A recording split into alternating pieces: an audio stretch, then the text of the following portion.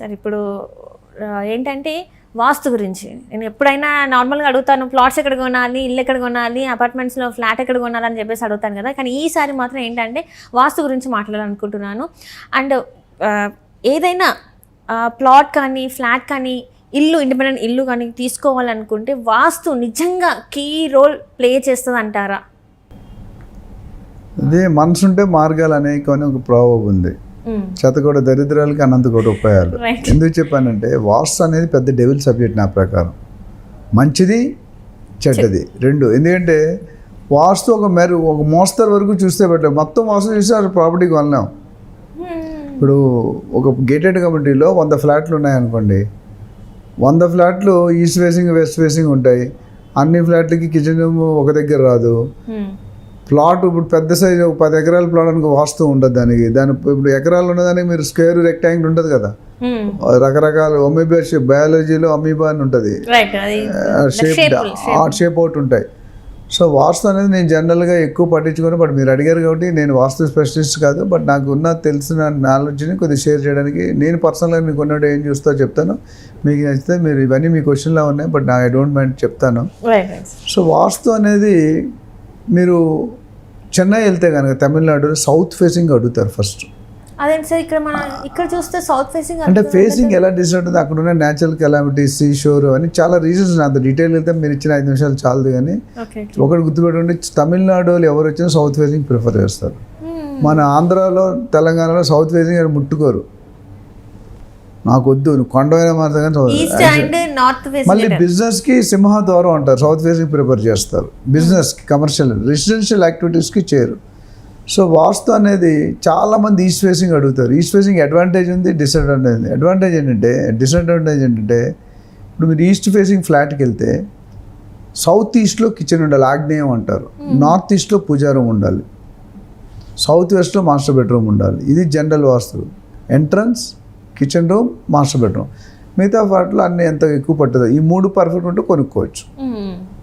So disadvantage ఏంటంటే east facing open చేయగానే kitchen రూమ్లో లేడీకి అనిపిస్తుంది, బయటికి స్ట్రైట్ ఉంటుంది కదా. అటు ఈస్ట్ ఫేసింగ్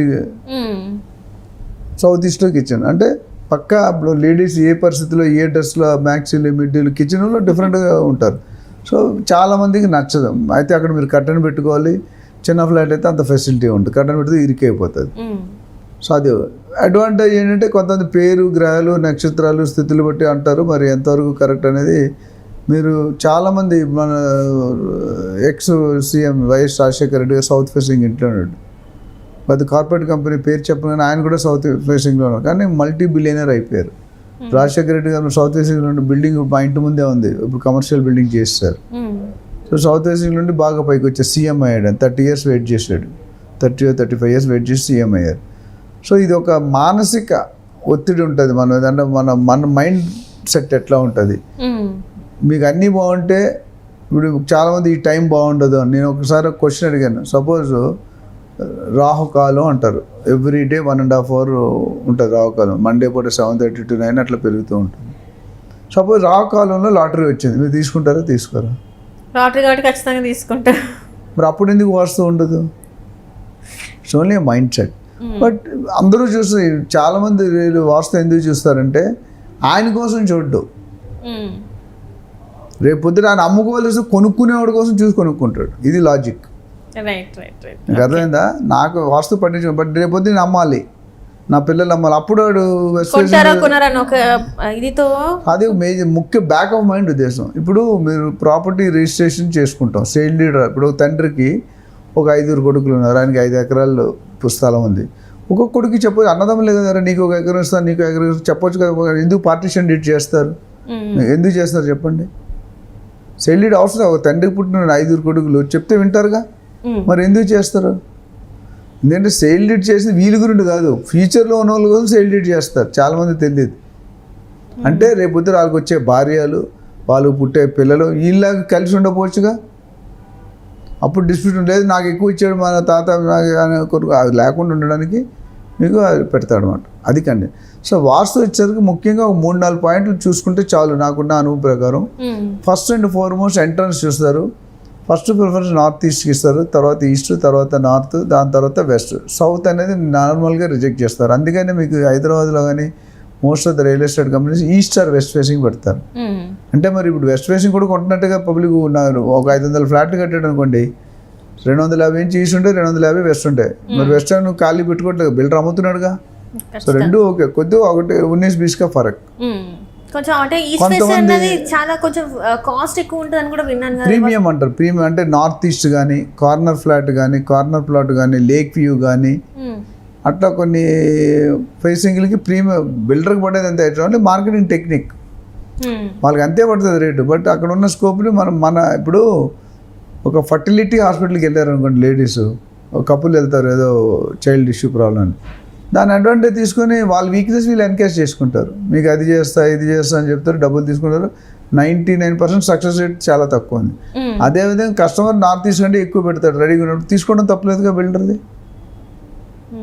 అర్థమవుతుందా? నార్త్ ఈస్ట్ ఎక్కువ ఉండవు, 250-400లో ఒక 500 ఫ్లాట్ ఉంటే మేబీ 10-20 రావచ్చు. దాన్ని 1000 రూపాయలు పర్ స్క్వేర్ ఫీట్ ఎక్కువ, లేదా 500 పర్ స్క్వేర్ ఏదో ఉంటుంది. అట్లా హై రేజ్ ఎక్కువ ఉంటుంది, లేక్ వ్యూ ఎక్కువ ఉంటుంది. సో అలా ప్రీమియం ఛార్జెస్ అంటారు అవన్నీ. సో ముఖ్యంగా చూసుకోవాల్సింది ఫేసింగ్ ఒకటి, ఎంట్రన్స్ ఏముంది. నెక్స్ట్ చూడాల్సింది సౌత్ వెస్ట్ మాస్టర్ బెడ్రూమ్, అధిపతి అంటే head of the family. 3 bedrooms south వెస్ట్లో మాస్టర్ బెడ్రూమ్ ఉండాలి. కొన్ని ప్లాన్లు అటు వర్కౌట్ కాదు, అది రెండోది.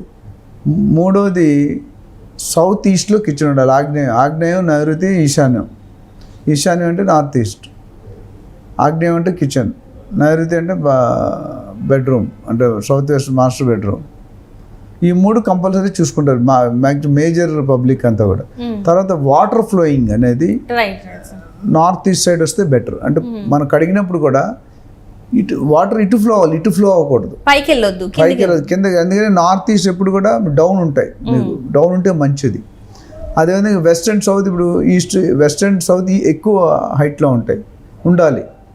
మీరు చాలా ఇల్లు చూస్తే పెంట్ హౌస్ అనేది కట్టే సౌత్ వెస్ట్ సైడ్ కడతారు, పెంట్ హౌస్ పైన వేస్తారు. నార్త్ సైడ్ ఈస్ట్ సైడ్ జాగా వదిలేస్తారు. అట్లా చెప్పుకుంటే చాలా ఫ్యాక్టర్స్ ఉన్నాయి మీకు వాస్తు వైజ్.